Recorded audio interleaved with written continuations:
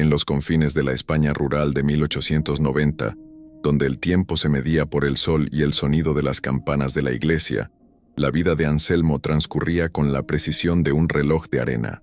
Él era el sepulturero, el último rostro que veía el pueblo antes de la tierra, el guardián silencioso de la frontera final.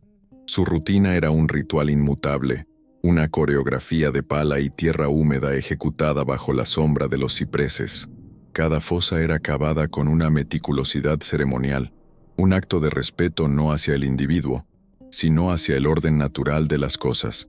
El aire del camposanto, una mezcla perpetua de flores marchitas, piedra fría y la promesa de la descomposición, era su único y constante compañero.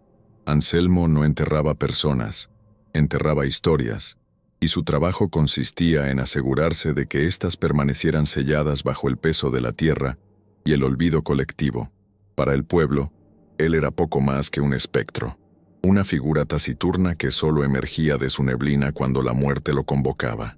Su hogar era una extensión del cementerio, una pequeña cabaña de piedra y madera adosada a los muros del camposanto, un nido de soledad construido entre los vivos y los muertos. Dentro, el aire era espeso con el olor de la leña quemada y la cera de las velas. Los muebles eran escasos, funcionales, cada objeto pulido por años de uso solitario. Anselmo se había acostumbrado a la quietud, a una existencia donde el único diálogo era el murmullo del viento o el crujido de la madera vieja. Encontraba una extraña paz en esta ausencia de voz, una compañía en la inmovilidad de sus vecinos de piedra. Su vida era un estudio sobre el silencio, una dedicación absoluta a la rutina que mantenía a raya no solo el caos del mundo exterior, sino también el abismo de su propia soledad. Era un hombre definido por su función, casi invisible para un pueblo que prefería no pensar en el final del camino, ni en el hombre que lo custodiaba con manos callosas. Aquella noche, sin embargo, el silencio se quebró de una forma sutil, casi imperceptible. Anselmo estaba sentado a su tosca mesa de madera, cenando una sopa aguada y un trozo de pan duro. La llama de la vela parpadeaba, arrojando sombras danzantes sobre las paredes de piedra. Fue entonces cuando la vio, una mancha oscura y amorfa, que se proyectó por un instante en la pared opuesta. Tenía una cualidad líquida, fangosa, como si una figura empapada se hubiera interpuesto brevemente entre él y la luz. Duró apenas un segundo antes de desvanecerse. Anselmo parpadeó, atribuyendo la visión al cansancio de una larga jornada y al vino barato que le quemaba la garganta. Se frotó los ojos, desechando la imagen como un truco de la mente, una fatiga visual, pero una astilla de inquietud se le clavó en el pecho. Era la primera vez que la quietud de su cabaña se sentía invadida, violada por una presencia que no pertenecía a aquel lugar. El pueblo en el que Anselmo vivía era un microcosmos de jerarquías inamovibles y miedos ancestrales. La autoridad se dividía entre el púlpito del párroco, cuyas palabras podían condenar un alma, y la hacienda de don Ricardo, el terrateniente local, cuyo poder podía determinar la supervivencia de una familia. En esta sociedad cerrada, regida por el ciclo de las cosechas y la rigidez de la tradición, la superstición era tan real y tangible como la fe cristiana. Un mal augurio, una sombra fuera de lugar, podía interpretarse como un presagio divino o una manifestación del mal. Aquí, el honor de un apellido valía más que cualquier verdad incómoda, y los secretos se enterraban con la misma solemnidad que los cuerpos. La reciente muerte de Mateo, un joven jornalero conocido por su carácter rebelde y su desdén por la autoridad, había sido registrada como un accidente, una caída fortuita. Para algunos, su desaparición no fue una tragedia, sino un alivio silencioso, la eliminación de un elemento disruptivo. En una comunidad tan profundamente arraigada en la creencia de un más allá, regido por el juicio divino, una muerte sin explicación o de naturaleza violenta era considerada una mancha indeleble. No era solo un crimen contra el hombre, sino una ofensa a Dios, una herida en el tejido espiritual del pueblo que traía consigo el miedo a la condenación eterna para el alma del difunto y una sombra de vergüenza para su familia. Un alma que no encontraba el descanso era una amenaza, una entidad errante que podía traer desgracias a los vivos. Por ello, la versión oficial de cualquier muerte debía ser clara, limpia y, sobre todo, aceptable. Una caída fortuita, como la de Mateo, aunque trágica, era un cierre ordenado. Una muerte violenta, un asesinato, habría abierto una caja de Pandora de preguntas incómodas, sospechas y, lo más aterrador de todo, la posibilidad de que un alma inquieta permaneciera atada a la tierra, buscando una justicia que los vivos le negaban. La sombra fangosa en la pared de la cabaña de Anselmo, esa que él había despachado como un espejismo del cansancio, fue la primera grieta en la fachada de normalidad que el pueblo se esforzaba por mantener. No era solo una mancha en la pared, era una mancha en la realidad misma, un indicio de que una de las historias que él creía haber sellado bajo tierra se negaba a permanecer en silencio. El vino barato no podía explicar la sensación de frío que había acompañado a la visión, ni el súbito peso que se había instalado en la atmósfera de la habitación. Anselmo, el hombre que había dedicado su vida a la rutina del silencio y la muerte, estaba a punto de descubrir que hay deudas que ni siquiera la tumba puede saldar. Sin saberlo, esa noche el sepulturero se había convertido en el custodio de un secreto que se arrastraba fuera de su tumba, buscando una voz entre los vivos. ¿Y quién mejor para escuchar a un muerto que el hombre que vive entre ellos? Esta leyenda es un eco que perdura hasta nuestros días, un susurro que viaja a través del tiempo. Y ya que estas historias no conocen fronteras, nos gustaría saber desde qué ciudad te unes a nosotros en esta investigación y la hora exacta en que nos escuchas. Escríbelo en los comentarios para que tu presencia quede registrada en nuestro archivo. Con tu testimonio marcado en la bitácora, regresemos a aquella España de 1890 para descubrir cómo esa primera grieta en el muro del silencio comenzó a ensancharse, amenazando con derrumbarlo todo. Los días que siguieron a la aparición de la sombra, Anselmo intentó aferrarse a la normalidad con la desesperación de un náufrago. Continuó con su liturgia de tierra y silencio, cavando, limpiando lápidas, manteniendo el orden estricto de su dominio. Sin embargo, algo fundamental se había roto. El consuelo que encontraba en la quietud del camposanto se había transformado en una tensión palpable. Cada susurro del viento entre los cipreses sonaba como un lamento. Cada sombra proyectada por el sol poniente parecía tomar una forma humana. Su pala, antes una extensión de sus brazos, ahora se sentía pesada, y su mirada ya no se posaba en el trabajo, sino que barría constantemente los límites del cementerio, buscando una presencia que temía y esperaba a partes iguales. La soledad, que había sido su manto protector, ahora era una celda cuyas paredes se estrechaban, y él ya no estaba seguro de ser el único ocupante.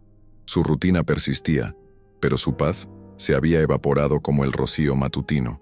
Fue una tarde, mientras el cielo se teñía de un naranja enfermizo, cuando la vio por primera vez con claridad. La figura de Mateo se materializó en el lindero del cementerio, justo donde el terreno sagrado se encontraba con los campos salvajes. No era un fantasma de sábanas blancas ni una aparición terrorífica, sino algo mucho más inquietante, una silueta translúcida, empapada, con los contornos temblando como un reflejo en el agua. Estaba inmóvil, observándolo fijamente desde la distancia. No había acusación en su mirada, solo una insondable y desesperada tristeza. Anselmo se quedó paralizado, con la pala a medio levantar. El aire se enfrió notablemente a su alrededor.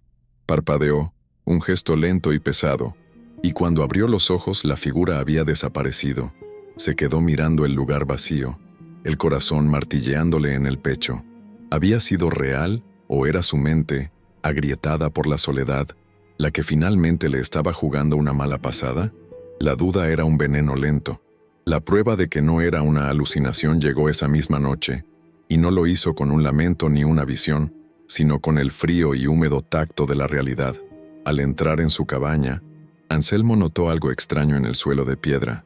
A pesar de que no había llovido en semanas y la tierra exterior estaba completamente seca, varios charcos de agua embarrada manchaban las losas cerca de la puerta. Eran huellas desordenadas, como si alguien empapado hubiera entrado y permanecido allí por un momento. Con manos temblorosas, Tomó un trapo y las limpió, examinando el barro. Era tierra oscura, fértil, la misma que él removía cada día. Buscó una explicación lógica, una gotera en el techo, un cubo que hubiera volcado, pero el techo estaba intacto y sus cubos, secos. Mientras se arrodillaba en el suelo frío, una certeza helada lo invadió. La presencia había cruzado el umbral. Ya no estaba confinada al cementerio. Había entrado en su hogar. Junto con el agua llegó un nuevo asalto a sus sentidos. Un olor. No era el hedor a descomposición que uno esperaría de un muerto, sino algo mucho más perturbador por su familiaridad. Un penetrante y persistente aroma a romero silvestre comenzó a impregnar la cabaña a deshoras. Aparecía de repente, tan intenso que parecía desplazar el aire, y luego se desvanecía sin dejar rastro. Anselmo conocía bien ese olor. Matas de romero crecían en abundancia en la ladera del barranco donde, según el registro oficial, Mateo había encontrado la muerte tras una caída accidental. El aroma, que siempre había asociado con el campo y la vida, se había convertido en un mensajero macabro. Era la fragancia de la última bocanada de aire de Mateo, un recuerdo olfativo de su muerte que ahora se adhería a las paredes de la cabaña, un recordatorio constante de que la versión oficial de la historia era, como aquel olor, algo que no encajaba en su lugar. La estoica calma de Anselmo, un dique construido a lo largo de décadas de aislamiento, comenzó a mostrar fisuras. El hombre que se comunicaba mejor con las lápidas que con los vivos, empezó a murmurar para sí mismo, sosteniendo diálogos tensos con un interlocutor invisible. Su sueño, antes un abismo sin fondo, ahora era un campo de batalla. Se despertaba sobresaltado, empapado en sudor frío, con el eco de una caída resonando en sus oídos. Las imágenes de tierra húmeda y huesos rotos asaltaban su mente. La soledad, que había sido un bálsamo para su espíritu taciturno, se había convertido en una forma de tortura. Cada crujido de la madera, cada ulular de una lechuza, era una señal. Se sentía observado, juzgado por un par de ojos invisibles. Anselmo, el imperturbable sepulturero, el guardián del silencio, se estaba convirtiendo en un hombre atormentado, prisionero en su propio santuario con un fantasma como carcelero. Este cambio no pasó desapercibido para los pocos aldeanos con los que se cruzaba en sus raras incursiones al pueblo para comprar víveres. La mujer del panadero notó las profundas ojeras que surcaban su rostro y la forma en que su mirada se perdía en la distancia. El monaguillo lo vio detenerse en seco en la plaza, mirando por encima del hombro a un espacio completamente vacío. Los susurros comenzaron a seguirlo como su propia sombra. El viejo Anselmo está perdiendo el juicio, decían unos. La muerte finalmente se le ha subido a la cabeza, comentaban otros. Esta nueva reputación de excéntrico, de loco, profundizó su aislamiento. Si antes era invisible, ahora era un paria. El pueblo, que ya lo mantenía a distancia por su profesión, ahora lo rehuía por miedo a su aparente locura, sin saber que lo que veían no era demencia, sino el terrible peso de una verdad que se negaba a permanecer enterrada. Las apariciones de Mateo se volvieron más frecuentes, su imagen ganando en solidez y definición con cada noche que pasaba. Anselmo ya no solo lo veía en los límites del camposanto, sino que lo encontraba esperándolo entre las tumbas, mientras trabajaba, una figura estática y melancólica apoyada en un viejo mausoleo. El espectro nunca se acercaba demasiado, manteniendo siempre una distancia respetuosa pero insistente, y aunque no emitía sonido alguno, sus ojos hablaban por él. La tristeza inicial había dado paso a una urgencia palpable, una súplica silenciosa que se clavaba en el alma de Anselmo. ¿Qué quería de él? La pregunta lo carcomía día y noche. No parecía buscar venganza en un sentido violento, sino algo más profundo, algo que solo Anselmo, el hombre que preparó su lugar de descanso, podía darle.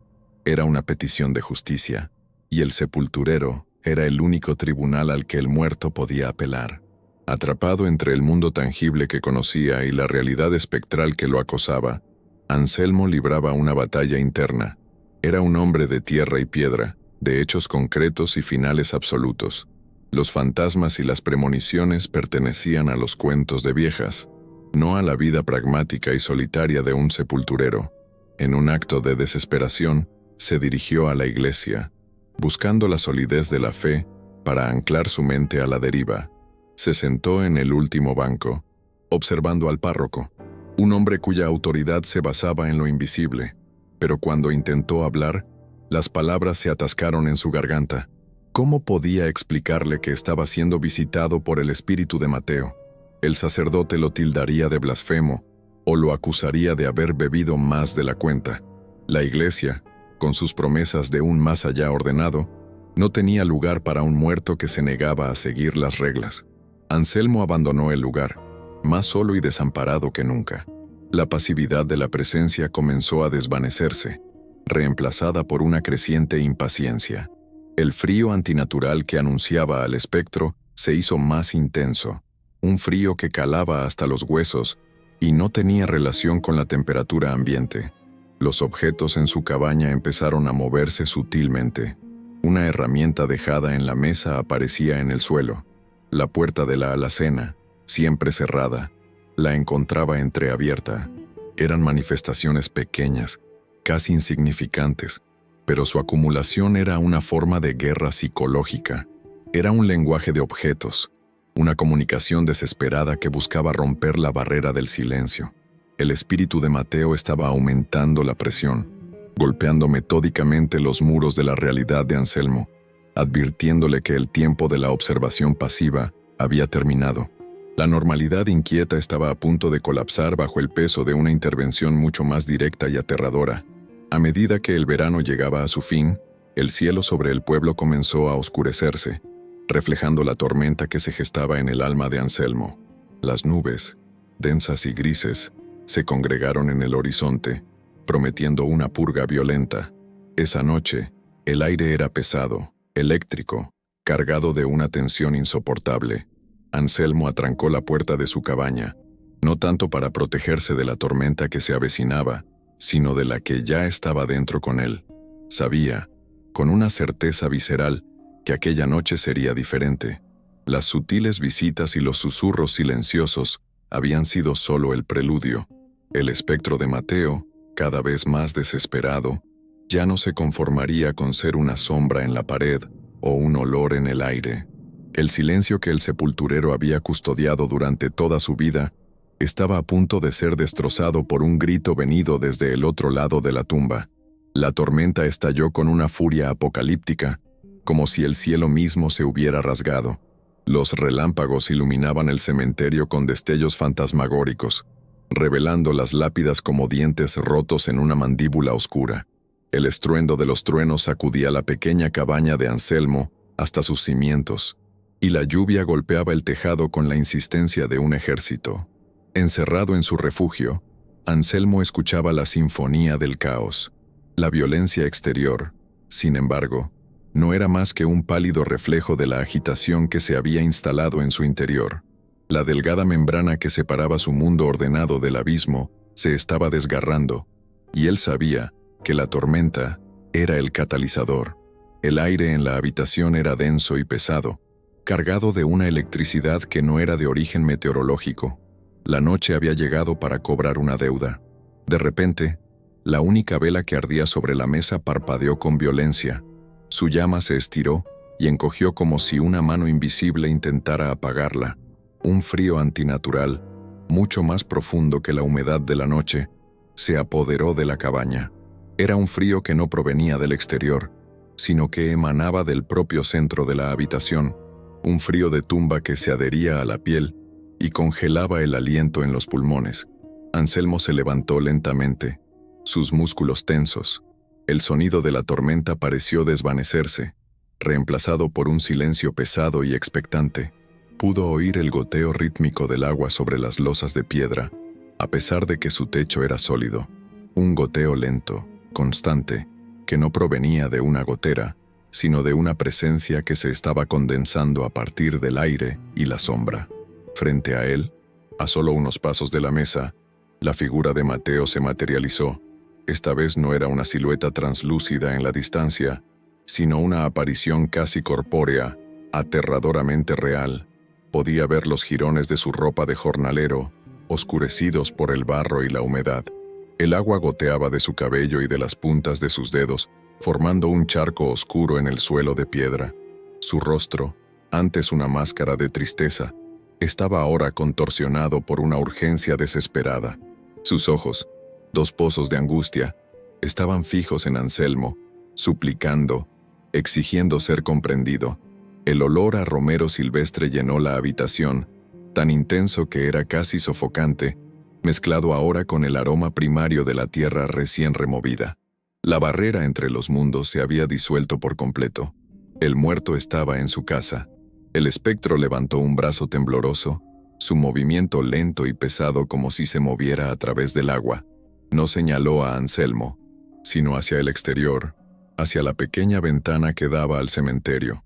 Su dedo, pálido y semitransparente, temblaba frenéticamente mientras apuntaba a la oscuridad barrida por la lluvia. El gesto era inequívoco, un mandato silencioso. Anselmo siguió la dirección con la mirada, aunque solo podía ver la negrura interrumpida por los relámpagos. El fantasma insistió. Su expresión se volvió más intensa. Sus labios se movieron sin emitir sonido, formando palabras que se perdieron en el silencio opresivo de la cabaña. Quería que Anselmo mirara, que entendiera, que viera lo que él veía desde el otro lado del velo. El cementerio ya no era un lugar de descanso, era la escena de un crimen. La frustración del espectro pareció crecer ante la incapacidad de Anselmo para comprender completamente. Su brazo se movió de nuevo, afinando la dirección. Ya no señalaba el cementerio en general, sino un punto específico en la negrura. Un relámpago iluminó la escena por un instante, y Anselmo entendió. El dedo de Mateo apuntaba directamente hacia la parcela de tierra fresca, bajo la cual él mismo lo había enterrado semanas atrás. Apuntaba a su propia tumba. El mensaje era ahora terriblemente claro. La respuesta no estaba en la cabaña, ni en los susurros del pueblo, ni en la mente atormentada de Anselmo. La verdad, la raíz de toda aquella agonía sobrenatural, yacía enterrada a pocos metros de donde él se encontraba, sellada bajo una lápida provisional y una mentira oficial. La tumba no era el final de la historia, era el principio. Entonces, la aparición ejecutó el gesto que helaría la sangre de Anselmo para siempre. Dejando de señalar, el espíritu de Mateo levantó su otra mano, lentamente, hasta la parte posterior de su propia cabeza. Con una violencia repentina y espasmódica, se golpeó la nuca. El movimiento era brutal, repetitivo, un martilleo silencioso y desesperado. No había sonido de impacto, solo el terrible espectáculo visual de un hombre reviviendo el instante exacto de su propia muerte. Cada golpe era una acusación, una recreación muda del acto que le había arrebatado la vida. No fue una caída, no fue un accidente, fue un golpe, violento y certero, asestado por la espalda. La verdad se reveló no en palabras, sino en un pantomima macabra que se grabó a fuego en la retina del aterrorizado sepulturero. Mientras el espectro repetía el gesto violento, su forma comenzó a parpadear y a desestabilizarse, como una llama luchando contra un viento huracanado. La energía necesaria para aquella manifestación tan poderosa parecía estar consumiéndolo. Los contornos de su cuerpo se volvieron borrosos. Su solidez se deshizo en volutas de niebla fría.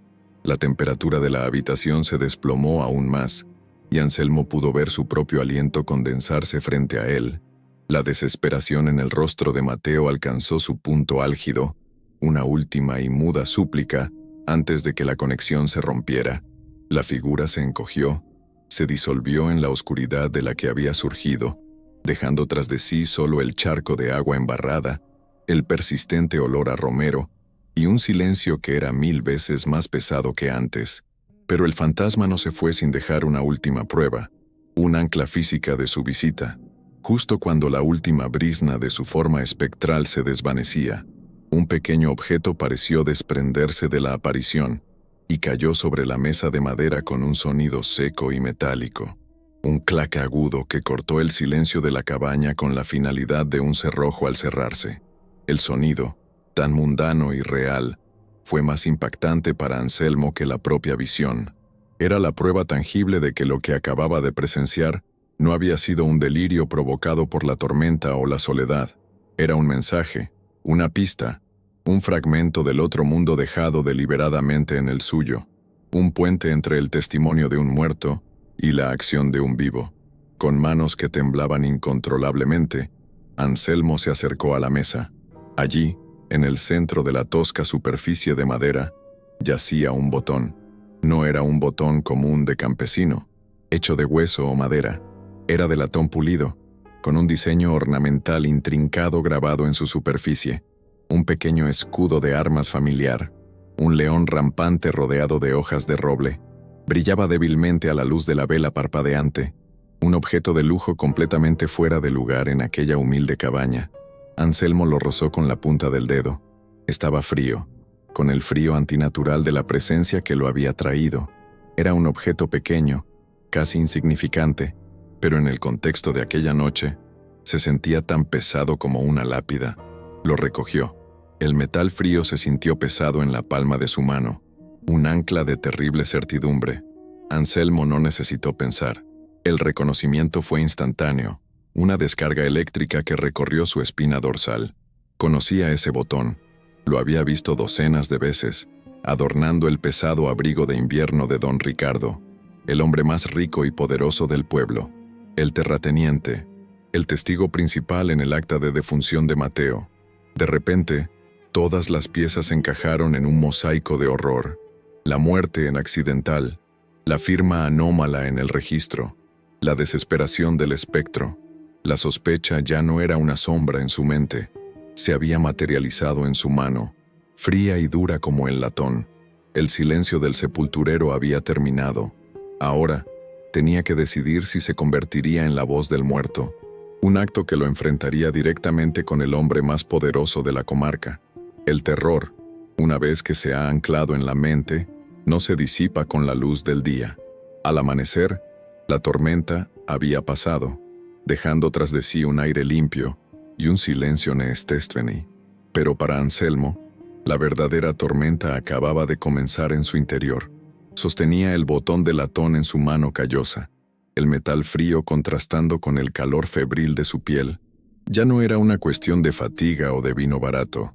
La visita del espectro, la pantomima macabra de su muerte y esta pieza de evidencia física habían tejido una red de certidumbre a su alrededor. El miedo inicial, paralizante y absoluto, comenzaba a transmutarse en algo diferente, algo más pesado, un sentido de la responsabilidad. Él, que había dedicado su vida a sellar el pasado bajo tierra, era ahora el único que podía desenterrar la verdad. La quietud de su existencia se había hecho añicos, y en su lugar había nacido un propósito tan aterrador como ineludible. Movido por esta nueva y sombría determinación, Anselmo comprendió que su investigación no podía comenzar con una pala, sino con la pluma y la tinta. Era un hombre de tierra, no de interrogatorios ni de intrigas. Sus manos sabían cómo manejar el hierro y la madera, no cómo desenredar las mentiras de los hombres poderosos. Su único acceso privilegiado, su única ventaja en este mundo de jerarquías inamovibles, era su proximidad a los archivos de la parroquia. Cada nacimiento, cada matrimonio y, sobre todo, cada muerte, quedaba registrado en los libros sagrados que custodiaba el párroco. Allí, en las páginas amarillentas del libro de defunciones, residía la versión oficial de la historia, la mentira que él debía desmantelar. Era el único punto de partida lógico para un hombre que se enfrentaba a lo ilógico, un intento de encontrar una grieta terrenal en un misterio que había descendido desde el más allá. Acercarse al párroco fue una prueba en sí misma. Anselmo era una figura casi invisible, un hombre cuya presencia en el pueblo era tolerada pero no bienvenida. Su repentino interés por los registros parroquiales levantaría sospechas de inmediato. Con el corazón martilleándole en el pecho, esperó a que el sacerdote saliera de la sacristía tras la misa matutina. Su excusa era débil, pero la única que se le ocurrió. Un supuesto familiar lejano le había pedido verificar la fecha exacta de la muerte de un antepasado para encargar una lápida nueva. La mentira se sintió torpe en su lengua, desacostumbrada a la falsedad. El párroco, un hombre de ojos pequeños y perspicaces, Lo escrutó con una mezcla de curiosidad y desconfianza. La reputación de Anselmo, su reciente comportamiento errático y su aspecto demacrado no jugaban a su favor. Sin embargo, la petición era, en apariencia, inocente y relacionada con su oficio. Tras una tensa vacilación, el párroco accedió a su petición, aunque con una advertencia severa. Le permitiría consultar el libro en la pequeña biblioteca contigua a la iglesia, pero solo por un tiempo limitado y bajo su atenta mirada. «Estos libros son la memoria del pueblo, Anselmo», dijo el sacerdote, su voz con un tono de advertencia. «No son para que los curiosos remuevan el pasado». Anselmo asintió en silencio, agradecido por la concesión, pero consciente de que el sacerdote ahora lo observaba con un nuevo nivel de escrutinio. Cada paso que daba en esta investigación clandestina parecía dejar una huella, una marca que podía alertar a las fuerzas que deseaban que la verdad permaneciera enterrada. El simple acto de abrir un libro se había convertido en un movimiento peligroso en una partida de ajedrez cuyas reglas apenas comenzaba a comprender. Finalmente, se encontró a solas con el objeto de su búsqueda. El libro de defunciones era un tomo imponente, encuadernado en cuero oscuro y gastado por el paso de más de un siglo. El aire en la pequeña biblioteca era espeso con el olor a papel viejo, a cera de vela y a un leve toque de moho, el perfume de la historia contenida. Con manos temblorosas, Anselmo pasó las páginas con un cuidado reverencial. Cada nombre era una vida que él, o sus predecesores, habían confiado a la tierra. Buscó las entradas más recientes, sus dedos siguiendo las fechas escritas con una caligrafía elegante y metódica. Su corazón dio un vuelco cuando encontró el nombre que buscaba, Mateo Vargas. La entrada era pulcra, concisa, una nota al pie de página en la historia del pueblo, pero para Anselmo, era el epicentro de un terremoto. La página estaba fechada apenas unas semanas atrás. El nombre de Mateo estaba escrito con tinta negra, seguido de su edad y su oficio, jornalero. Luego, en la columna destinada a la causa del deceso, la frase que había sellado su destino en el mundo de los vivos: «Muerte por caída fortuita desde el Barranco Norte». Era la versión oficial, la narrativa simple y limpia que había permitido al pueblo seguir adelante sin preguntas incómodas. Pero fue la línea final la que hizo que la sangre de Anselmo se helara. Debajo de la firma del párroco, en el espacio designado para el testigo principal, una firma audaz y adornada se destacaba del resto: Ricardo de la Fuente. Don Ricardo era una anomalía flagrante, una ruptura del protocolo tan evidente como un grito en una biblioteca. Un terrateniente de su categoría no se molestaría en ser testigo oficial de la muerte accidental de un simple peón. Esa firma era la pieza que faltaba, la confirmación documental que unía el botón de latón con la mentira oficial. La presencia de don Ricardo en esa escena, y más aún, su participación activa para validar la historia, era impensable a menos que tuviera un interés personal y abrumador en que esa fuera la única verdad aceptada. El botón en el bolsillo de Anselmo pareció ganar peso. Ya no era solo un objeto, sino una acusación. La sospecha que había nacido de una sombra en la pared y se había alimentado de un aroma a romero, ahora estaba grabada en tinta sobre un documento sagrado. La iglesia, sin saberlo, se había convertido en cómplice de un engaño, y el libro que debía ser un registro de la verdad era, en cambio, el guardián de un crimen. Para Anselmo, ya no había vuelta atrás. La duda se había consumido, dejando solo la ceniza de una certeza terrible. Sabía, sin embargo, que el libro no era suficiente. Su palabra, la del viejo sepulturero excéntrico, contra la de don Ricardo, el pilar de la comunidad, no valía nada. El testimonio de un fantasma y un registro anómalo podían ser desestimados como locura y coincidencia. Necesitaba una prueba irrefutable, una evidencia física que nadie pudiera negar. La imagen del espectro de Mateo golpeándose la nuca volvió a su mente con una claridad espantosa. La verdad no estaba solo en el papel, estaba en los huesos. La decisión que tomó a continuación fue la mayor transgresión de su vida, una violación directa del pacto sagrado que tenía con los muertos y con su propia conciencia. Debía desenterrar a Mateo. Debía profanar la tumba que él mismo había cavado para encontrar la prueba que el muerto le había indicado. La idea le repugnaba. Durante décadas, su trabajo había consistido en dar paz y descanso a los difuntos, en ser el guardián de su silencio final. Abrir una tumba por cualquier motivo que no fuera un traslado ordenado era un sacrilegio, un acto de una impiedad inimaginable. Luchó contra la idea, buscó alternativas, pero no había ninguna. El espectro no descansaría, su propia mente no encontraría paz, y la justicia seguiría siendo una burla mientras la evidencia permaneciera a 2 metros bajo tierra. Era un dilema monstruoso.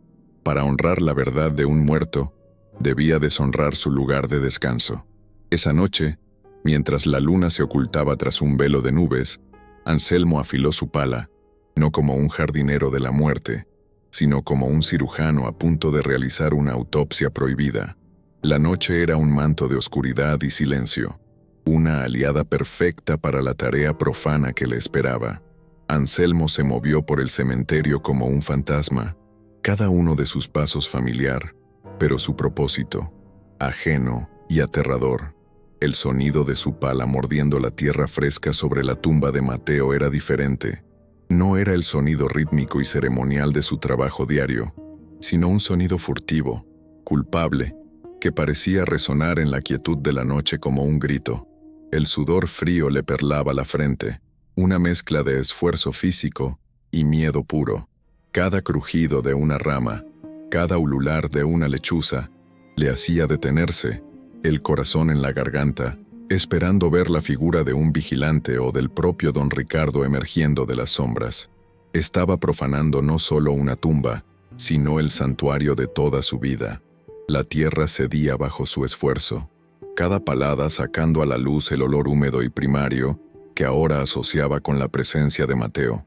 El aroma era abrumador, una mezcla de tierra fértil y el persistente fantasma del romero silvestre, como si el propio suelo estuviera exhalando el último aliento del joven. Trabajó con una prisa febril pero metódica, sus músculos acostumbrados a la tarea, pero su alma rebelándose contra ella. Finalmente, la pala golpeó la madera con un sonido hueco y sordo que le provocó un escalofrío. Había llegado. Se arrodilló, sus manos raspando la tierra restante para dejar al descubierto la tapa del sencillo ataúd de pino, la última barrera entre la mentira y la verdad. Por un momento, vaciló, la enormidad de su acto pesando sobre él como la tierra misma. Usando la punta de la pala como palanca, forzó la tapa del ataúd. La madera crujió y se astilló en una queja sonora antes de ceder. Anselmo contuvo la respiración, apartando la tapa y levantando su farol. La luz temblorosa cayó sobre el rostro de Mateo. La descomposición había comenzado su obra inexorable, pero los rasgos del joven aún eran reconocibles. Anselmo desvió la mirada del rostro, su atención centrada en un único objetivo. Con una mano que se negaba a dejar de temblar, apartó con cuidado el sudario y giró la cabeza del cadáver. Lo que vio confirmó el mensaje del espectro con una claridad nauseabunda. La parte posterior del cráneo no presentaba las fracturas irregulares y ramificadas propias de una caída. En su lugar, había un único y brutal punto de impacto. La luz del farol reveló una fractura deprimida, un círculo casi perfecto de hueso hundido hacia adentro, con pequeñas grietas que se irradiaban desde el centro como una telaraña. Era la marca inconfundible de un golpe único, concentrado y de una violencia terrible, asestado con un objeto contundente y pesado. La herida no mentía. Esto no era el resultado de una caída torpe contra una roca. Era la firma de un asesinato. Anselmo sintió que el poco aire que contenía se le escapaba de los pulmones en un siseo. La verdad, en toda su brutalidad ósea, estaba allí, iluminada por la temblorosa llama de su farol. El fantasma de Mateo no buscaba venganza, buscaba que se contara su historia. Y ahora, Anselmo era el único hombre vivo que la conocía en su totalidad.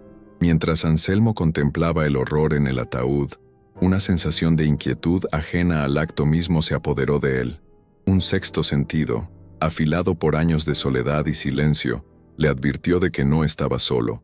Levantó la vista de la fosa abierta y barrió la oscuridad más allá de las lápidas. No vio nada, pero la sensación de ser observado Era tan real como la tierra bajo sus rodillas. No sabía que su extraña visita a la parroquia había encendido una alarma. El párroco, inquieto por el comportamiento del sepulturero, había considerado su deber informar a don Ricardo de las extrañas preguntas sobre el registro de Mateo. Un hombre como don Ricardo no dejaba cabos sueltos. La curiosidad del sepulturero era un cabo suelto que debía ser vigilado de cerca. Anselmo cerró el ataúd con una rapidez que delataba su pánico. El sonido de la tapa volviendo a su sitio fue como el cierre de una celda. Sabía que su tiempo se había agotado. Mientras devolvía la tierra a la fosa, trabajando con una velocidad desesperada, no podía quitarse de encima la sensación de que unos ojos lo seguían desde la oscuridad, observando cada uno de sus movimientos. La amenaza ya no era solo una aparición espectral que se desvanecía con la luz, ahora tenía un componente tangible, humano y sin duda peligroso. Don Ricardo estaba sobre aviso. La investigación clandestina de Anselmo había sido un éxito en descubrir la verdad, pero también había convertido al investigador en el objetivo de un asesino poderoso. Con la tumba de nuevo sellada, Anselmo se retiró a la relativa seguridad de su cabaña, pero la sensación de santuario se había evaporado para siempre. Se lavó las manos, pero la sensación de la tierra de la tumba y la imagen de la fractura no se iban. Colocó el botón de latón sobre la mesa, junto a su farol. Los dos objetos, el botón y el recuerdo del cráneo, formaban un nexo de evidencia irrefutable. Ya no era solo el sepulturero, el guardián del silencio. Era el único testigo de un crimen, el depositario de la confesión de un muerto. Pero este conocimiento no lo había liberado, lo había atrapado. Ahora se encontraba en una tierra de nadie, entre un fantasma que exigía justicia y un hombre poderoso que no dudaría en volver a matar para proteger su secreto. Su investigación había llegado a su fin, pero la verdadera prueba apenas comenzaba. Anselmo miró por la pequeña ventana hacia el cementerio, su dominio, que ahora se sentía como un campo de batalla. Sabía que ya no podía esconderse en su rutina ni en su soledad. La verdad que había desenterrado exigía ser proclamada, pero hacerlo significaba enfrentarse directamente a don Ricardo, un hombre cuya influencia se extendía por cada rincón del pueblo. La noche que había comenzado con una transgresión desesperada, había terminado con una certeza mortal. Había desenmascarado al asesino, pero al hacerlo, se había puesto a sí mismo en el camino de la muerte. Su silencio se había roto, y ahora, el precio de su voz podría ser su propia vida. La carga de la verdad era más pesada que cualquier ataúd que hubiera llevado sobre sus hombros. Anselmo se sentó a su mesa, la luz de la vela arrojando su propia sombra, larga y distorsionada, contra la pared de piedra. Por primera vez en su vida, la compañía de los muertos no le ofrecía consuelo, sino una demanda implacable. El espíritu de Mateo le había entregado las armas para luchar su batalla, pero era Anselmo quien debía empuñarlas. La pregunta que flotaba en el aire denso de la cabaña ya no era qué había pasado con Mateo, sino qué haría él, un simple sepulturero, con una verdad tan peligrosa que podía derribar al hombre más poderoso del pueblo o enterrarlo a él para siempre junto a ella. El punto de no retorno había sido cruzado. La noche previa al domingo fue una vigilia solitaria. Anselmo, consciente de que el párroco, ahora un hombre carcomido por el miedo tras haber alertado a don Ricardo, no le ofrecería más que una puerta cerrada y una oración temerosa, comprendió la magnitud de su soledad. Estaba completamente solo en su cruzada. El apoyo de la iglesia se había evaporado, dejando únicamente la fría certeza de que cualquier acción debía provenir de él y solo de él. Sopesó el botón de latón en la mano. Ya no era una pista, era una sentencia. La única arena posible para este juicio era la plaza del pueblo, a la salida de la misa dominical. Allí, frente a los ojos de Dios y de toda la comunidad, la verdad no podría ser ignorada ni acallada. Era un plan suicida, un desafío directo al poder establecido, pero era el único camino que le quedaba para cumplir la promesa hecha a un muerto. La mañana del domingo amaneció con una claridad hiriente, una belleza casi burlona. El pueblo se desperezó bajo el tañido de las campanas, una llamada a la piedad y la comunidad. Las familias, vestidas con sus mejores ropas. Caminaban hacia la iglesia, un desfile de devoción y normalidad. En medio de esta escena de santidad cotidiana, Anselmo era una nota discordante. No se unió a la congregación, permaneció en la linde de la plaza, una figura sombría y paciente, su rostro una máscara de determinación tallada por noches de insomnio. Esperaba, sintiendo el peso del botón en su bolsillo y la mirada invisible de Mateo sobre su hombro. La plaza, normalmente un lugar de encuentros y saludos, se había convertido en el escenario de una confrontación inevitable, un teatro donde se representaría el acto final de una tragedia oculta. La misa concluyó. Las pesadas puertas de roble de la iglesia se abrieron, derramando a los feligreses hacia la luz del sol. Parpadeando, ajustándose a la claridad, comenzaron a dispersarse en pequeños grupos, sus voces un murmullo apacible que llenaba la plaza. Entonces, emergió don Ricardo. Caminaba con la confianza de un hombre que se sabe dueño del mundo que pisa, su esposa del brazo, su rostro una composición de poder y piedad dominical. Saludaba a unos y a otros, un monarca entre sus súbditos. Fue en ese preciso instante cuando Anselmo se movió. Salió de las sombras del soportal, cruzando el espacio abierto y plantándose directamente en el camino del terrateniente. Un silencio súbito se extendió por la plaza. Las conversaciones se detuvieron. Todas las miradas se clavaron en el viejo sepulturero que osaba interrumpir el paso del hombre más poderoso del pueblo. La voz de Anselmo, cuando finalmente habló, no fue un grito. Fue un sonido bajo, rasposo por el desuso, pero cargado con una autoridad que nadie le había oído jamás. Tenía la frialdad y la finalidad de la tierra de una tumba. Don Ricardo, dijo, y el nombre resonó en el silencio expectante. Lentamente, sacó la mano del bolsillo. No temblaba. Abrió la palma para revelar el objeto que descansaba en ella. El sol arrancando destellos del metal pulido. Lo levantó, no como una amenaza, sino como una ofrenda a la verdad.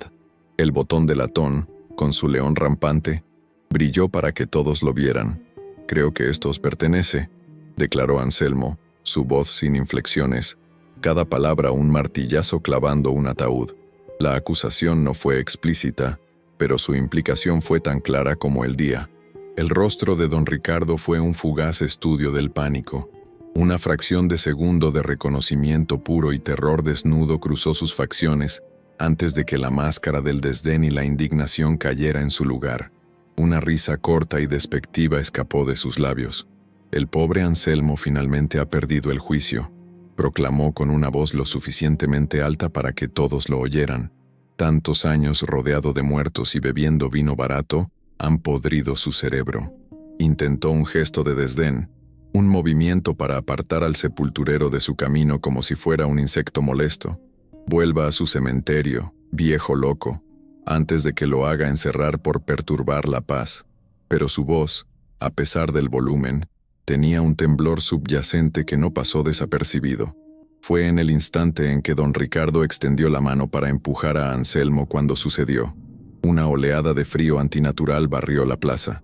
No era la brisa de la mañana, era un frío glacial, penetrante, que parecía surgir del propio suelo de piedra, un frío de cripta que calaba hasta los huesos.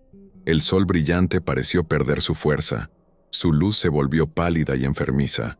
Un jadeo colectivo recorrió a la multitud, y Anselmo lo vio. Detrás de don Ricardo, tan cerca que casi lo tocaba, la forma translúcida y empapada de Mateo se había materializado. El agua goteaba de sus ropas andrajosas sobre las piedras secas, y sus ojos, dos abismos de dolor, estaban fijos en la nuca de su asesino. Los aldeanos no podían ver la aparición con la claridad de Anselmo, pero la sentían. La percibieron como una caída repentina de la temperatura, como una sombra inexplicable que había caído sobre la plaza soleada, como un peso opresivo en el aire que les dificultaba la respiración. Un murmullo de miedo y confusión se extendió como la pólvora. Instintivamente, la gente retrocedió, creando un círculo vacío alrededor de Anselmo y don Ricardo, un ruedo improvisado para un duelo que trascendía lo terrenal. Junto con el frío, llegó el olor. Un aroma abrumador a tierra húmeda y romero silvestre que invadió el aire. Un perfume fantasmal que no pertenecía a la plaza del pueblo y que provocó un escalofrío de reconocimiento en algunos de los presentes. Don Ricardo se quedó inmóvil, su rostro pálido, sintiendo el frío en su espalda como el aliento helado de la muerte misma. Anselmo, envalentonado por la presencia espectral y la reacción palpable de la multitud, supo que era el momento. Su voz se elevó, cortando el murmullo asustado. No fue una caída en el barranco, dijo, su mirada fija en los ojos ahora desorbitados de don Ricardo. Lo sé porque yo mismo lo he visto. La mentira que firmó en el libro parroquial no puede ocultar la verdad que está escrita en los huesos. Hizo una pausa, dejando que sus palabras se asentaran en la conciencia colectiva. Luego, con una precisión quirúrgica, asestó el golpe final. Tenía el cráneo hundido por detrás, una herida limpia y brutal, no la marca de una caída, sino la de un golpe certero, un golpe como el que se da para matar a un animal en el matadero. Mientras Anselmo hablaba, el espectro de Mateo realizó su último y definitivo acto de acusación. Alzó lentamente su brazo translúcido, el movimiento pesado y deliberado. Su dedo índice, pálido y goteante, se extendió hasta apuntar directamente a la nuca de don Ricardo. No había odio en el gesto, solo la fría e inmutable declaración de un hecho. La figura entera del fantasma era una sentencia personificada, un testigo llegado desde el más allá para señalar a su verdugo frente a toda la comunidad. Los ojos de Anselmo siguieron el gesto del espíritu, y luego volvieron a clavarse en don Ricardo, conectando la acusación sobrenatural con el mundo de los vivos. La multitud, siguiendo la mirada fija del sepulturero, se centró en la espalda del terrateniente, como si esperaran ver la marca del dedo fantasmal impresa en su ropa. El último vestigio de la compostura de don Ricardo se hizo añicos. Su arrogancia se evaporó, reemplazada por un terror primordial. Sus ojos iban de la cara impasible de Anselmo al círculo de rostros asustados y acusadores que lo rodeaban. Se pasó una mano temblorosa por la nuca, exactamente donde apuntaba el dedo espectral, como si sintiera un contacto gélido. Podía sentir la presencia a sus espaldas, una certeza helada que su mente racional se negaba a aceptar, pero que su cuerpo reconocía con pánico. Estaba atrapado. La evidencia física en la mano de Anselmo, la evidencia espectral a su espalda y la evidencia de su propia conciencia culpable colisionaron en un momento de presión insoportable. El hombre más poderoso del pueblo se había convertido en el hombre más acorralado. Silencio. El rugido que salió de su garganta no era de poder, sino de pura desesperación. No se dirigía a Anselmo ni a la multitud, sino a la figura invisible que lo atormentaba, al recuerdo que había intentado enterrar. El grito hizo que todos se sobresaltaran, y un silencio absoluto y tenso cayó sobre la plaza. Y entonces, la presa se rompió. Las palabras comenzaron a salir de él, un torrente incontrolable de verdad y veneno. Él no tenía derecho, balbuceó, sus ojos salvajes. Era solo un jornalero, un don nadie, y se atrevió a manchar mi honor. La confesión había comenzado, no como una admisión de culpa, sino como una justificación delirante nacida del pánico y el orgullo herido. La historia completa se derramó en una confesión pública y humillante. No fue un asunto de tierras ni de dinero, fue un crimen pasional. Don Ricardo había descubierto a Mateo en un encuentro secreto con su propia hija adolescente, la joya de su linaje, la promesa de una alianza futura. No había habido violencia, solo palabras de afecto prohibido, pero para el orgullo de don Ricardo, fue como si le hubieran clavado un puñal. La deshonra era insoportable. Su autoridad, su nombre, su control absoluto sobre su familia y su mundo, habían sido desafiados por un simple peón. La idea de que la sangre de su familia pudiera mezclarse con la de un jornalero, la vergüenza del secreto, lo consumió con una rabia fría y asesina. Relató con detalles febriles cómo siguió a Mateo esa misma tarde, cómo lo confrontó cerca del barranco norte. Mateo no se acobardó. Con la audacia de la juventud y el amor, defendió sus sentimientos. Esta insolencia fue la chispa final, cuando Mateo, Viendo la inutilidad de la discusión, le dio la espalda para marcharse. La furia de don Ricardo explotó. Se dio la vuelta. Me dio la espalda. A mí, gritaba a la multitud horrorizada. En un acceso de ira ciega, agarró una piedra grande y lisa del suelo y lo golpeó. Describió el sonido sordo, el modo en que el joven se desplomó sin un solo quejido. El botón debió de desprenderse de su abrigo en la fuerza del golpe, o en el acto de arrastrar el cuerpo hasta el borde del precipicio para simular la caída. Cuando la última palabra de la confesión murió en sus labios, un silencio profundo, más pesado que cualquier trueno, se asentó sobre la plaza del pueblo. Don Ricardo estaba de rodillas, jadeando, un hombre destrozado, despojado de su poder, su honor y su humanidad frente a las mismas personas que lo habían temido y respetado.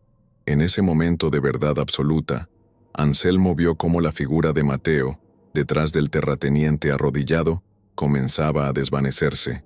La urgencia y la angustia en su rostro espectral se habían disuelto, reemplazadas por una expresión de paz melancólica. Con su historia contada y su asesino expuesto, su propósito en el mundo de los vivos había concluido. El frío se retiró, el sol recuperó su calor y el olor a tierra y romero se disipó, dejando solo la cruda y fea verdad colgando en el aire. La confesión de don Ricardo no fue seguida por gritos de ira ni por un clamor de justicia. En su lugar, un silencio aún más profundo y pesado que el anterior cayó sobre la plaza.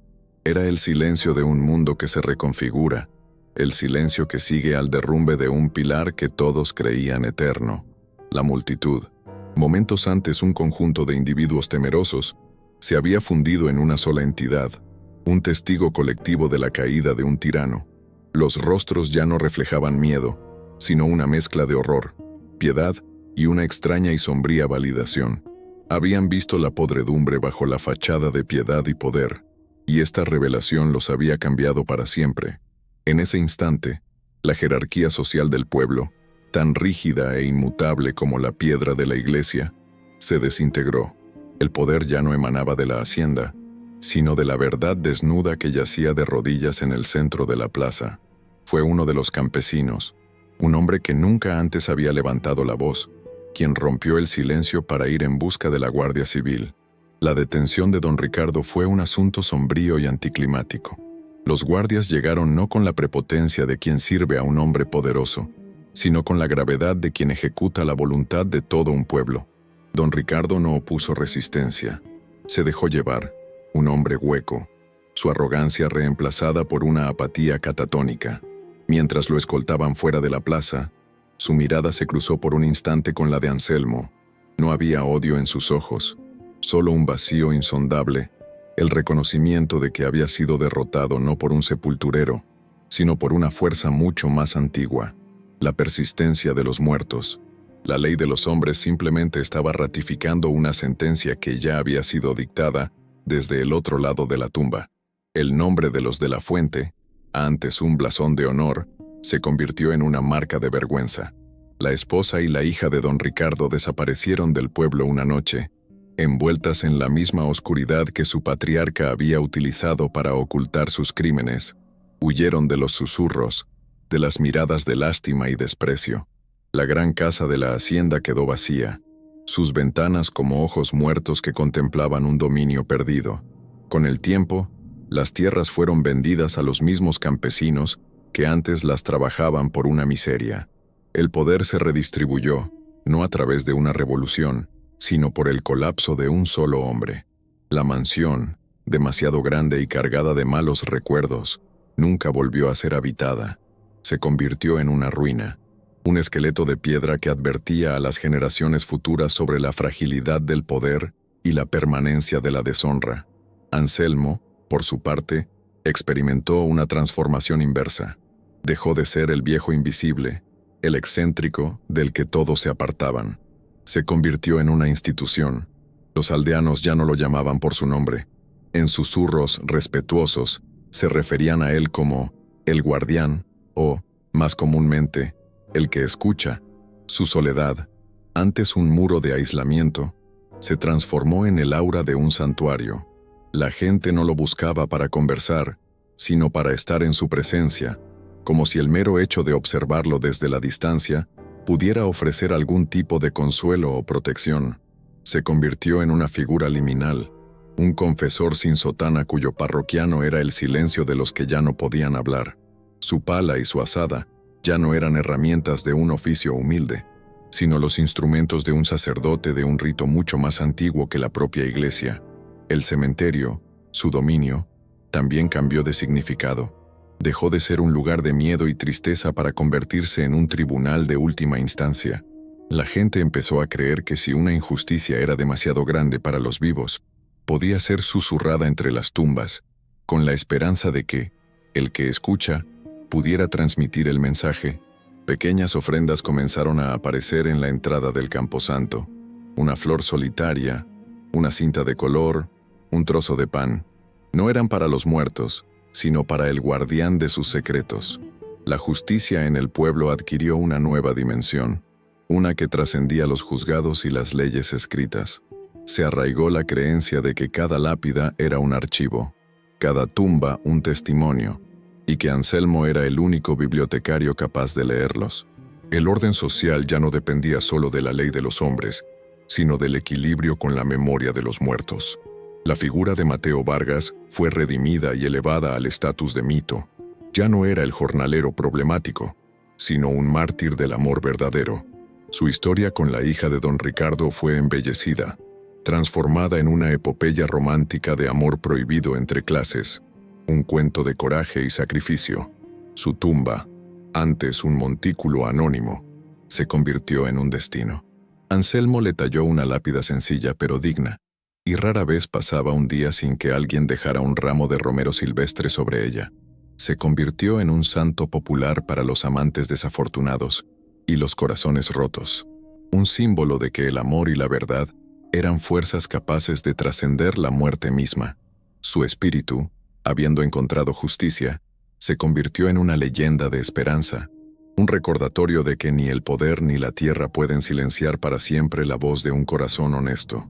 En contraste, el Barranco Norte, el escenario real del crimen, se convirtió en un lugar maldito.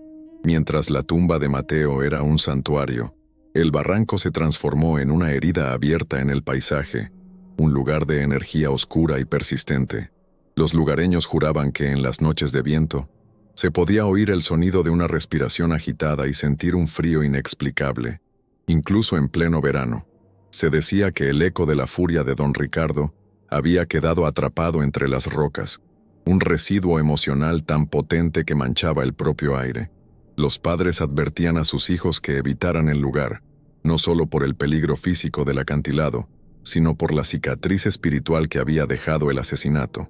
Era un lugar donde la naturaleza misma parecía recordar y juzgar el acto de violencia que había presenciado. El legado más profundo de aquel domingo fue el cambio en la psique del pueblo. La fe ciega en la autoridad y la riqueza se evaporó, reemplazada por un escepticismo saludable y una nueva comprensión de la justicia. La gente aprendió que los monstruos no siempre se esconden en las sombras. A veces, se sientan en el primer banco de la iglesia. La historia de Anselmo, Mateo y don Ricardo se tejió en el folclore local, una narrativa fundamental que definía su identidad. Les enseñó que la comunidad no era solo la suma de los vivos, sino también la memoria de los muertos, y que ignorar sus historias era invitar a la desgracia.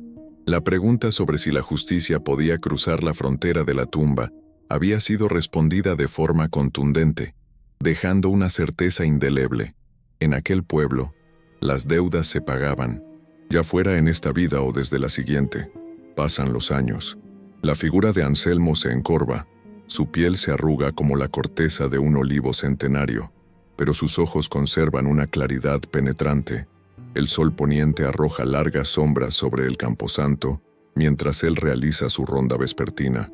Su rutina ya no es un acto mecánico para mantener el orden, sino un ritual de escucha activa. Camina entre las hileras de lápidas no como un cuidador, sino como un centinela. Cada tumba es una puerta cerrada, y él se ha convertido en el poseedor de una llave universal.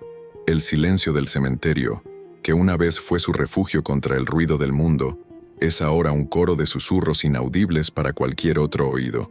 Se detiene, Inclina la cabeza, como si captara una frase a la deriva en la brisa. Su vida solitaria no ha terminado, pero ya no está solo.